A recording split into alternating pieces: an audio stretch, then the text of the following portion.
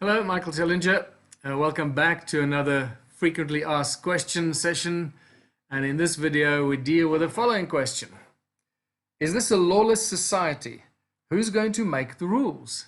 Is this a lawless society? Who is going to make the rules? Now, once again, try and answer this question yourself.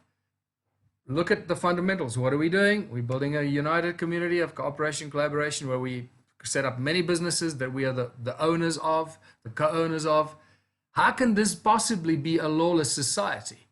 Keep in mind that we are not creating intentional communities that are trying to hide or trying to work outside of the system. In fact, we're doing completely the opposite.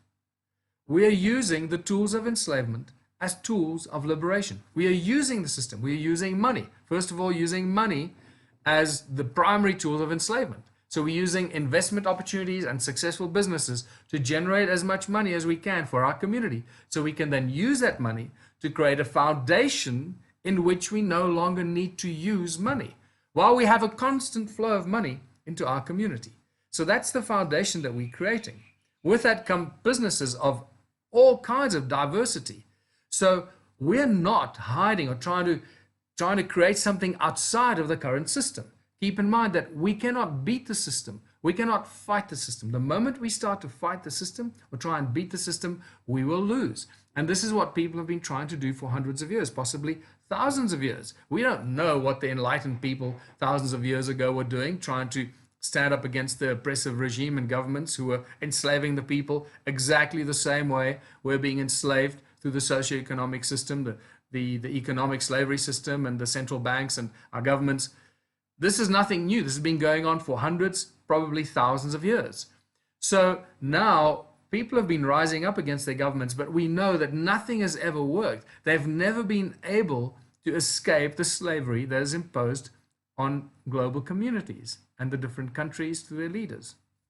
So we're not fighting the system. What we are doing is we're using the tools of enslavement to create a foundation that will create a whole new structure by using those tools, whether it's money, by using the mayor as a political appointed figure. So we're using the political system to actually help us achieve this.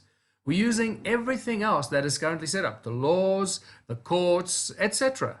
We're not trying to escape it or trying to fight them. And because we're doing this, because we're creating a system that uses these tools of enslavement, but turning our community into an incredible success story of prosperity and abundance. First of all, every other community is going to try and emulate this, try and copy what we're doing, because they also want to be abundant and prosperous on every level, especially financially, and then all the other things. But what we're doing is we using the laws and the structures to actually help us to put this into place. Now, I don't have all the answers. I don't have a legal background. I don't understand how we will handle the tax. I have some very good ideas from many discussions with tax experts over the many years.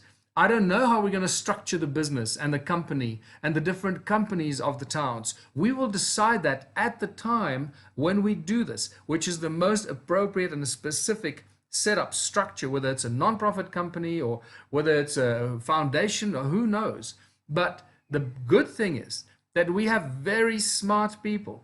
We have very, very clever people that know how to do all these things incredibly well.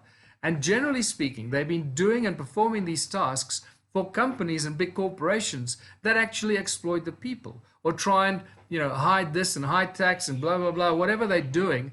These people are out there and they're doing it very successfully and generally for the very large corporations. Well, by implementing and embracing the One Small Town plan of action, we're in essence turning our town of 5,000 or 10,000 people or more into a very powerful, large international corporation, because we'll have a company, the town in essence becomes a business. So we have with many diverse businesses under that umbrella of the town. So we will have to use all the rules and the laws of setting up businesses and companies, etc., the flow of money, etc., in the best possible way. So is this a lawless society? Who's going to make the laws? Of course not. We're going to use the existing laws as one of the tools of enslavement to liberate us from those. Now, with this come all kinds of other smaller questions that fit into this big one.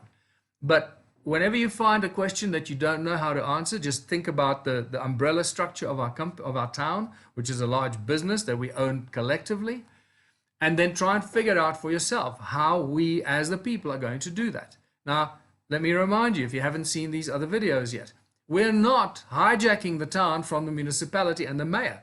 In fact, the mayor in the countries where the mayor is appointed by the people, those are the countries where this is most likely to happen soonest. So when we've appointed the mayor, or the mayor has chosen to do this, first of all, the mayor will win the hearts and the minds of all the people.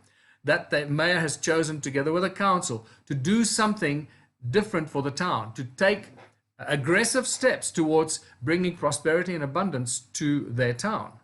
The mayor and the town council, those are the politically appointed figures in our town.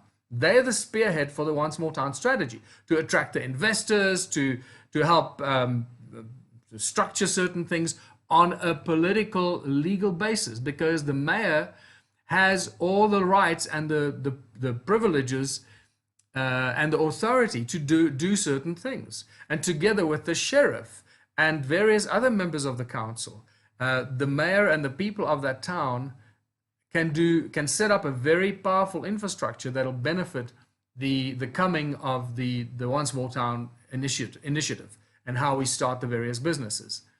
But separate from the town council and the mayor will be what I've been calling the Council of Elders. Now, the Council of Elders will be the council that actually speaks the will of the people. The mayor and the town council implement the will of the people, while the will of the people is voiced and spoken and brought to the mayor and the council through the Council of Elders. Now, the Council of Elders, I've always suggested that it'll be 13 people, and these people need to be the wisest, the most trusted individuals in our town. And there will be a system of voting, where it'll be a completely transparent system, so that everybody can vote for the Council of Elders. I'm going to talk about the Council of Elders and how we vote for them in a separate video, so I don't want to go off the tracks here. So, is this a lawless society? Absolutely not. We as the people will elect our Council of Elders. We'll decide what we want for our town, what we believe are the best businesses, which agriculture, which technology, engineering, healthcare, what do we feel we need as a community the most. And we'll take advice from specialists, from people that are experts in agriculture or engineering or building computers or curing cancer. We know where these experts are, so we'll bring those people in that'll sit and advise the Council of Elders. And the Council of Elders will then decide what we want to do. And then the mayor and the town council, the politically appointed town council, will then be tasked with the implementation of that. And if they do anything that we as the people don't like, the Council of Elders, through the voice of the people, once again will say, sorry, we don't want you to do that. You're going in the wrong direction. Come back, go this way.